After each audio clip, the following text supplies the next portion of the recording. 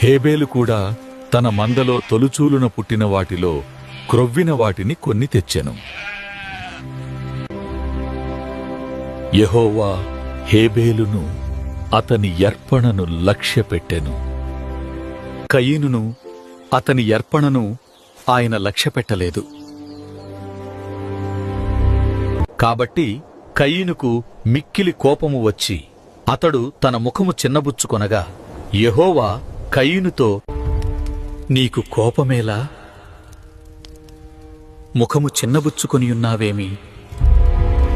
నీవు సత్క్రియ చేసిన ఎడల తలనెత్తుకొనవా? సత్క్రియ చెయ్యని ఎడల వాకిట పాపము పొంచియుండును. నీ ఎడల దానికి వాంఛ కలుగును, నీవు దానిని ఏలుదువు అని అనెను. కయీను తన తమ్ముడైన హేబెలుతో మాటలాడెను.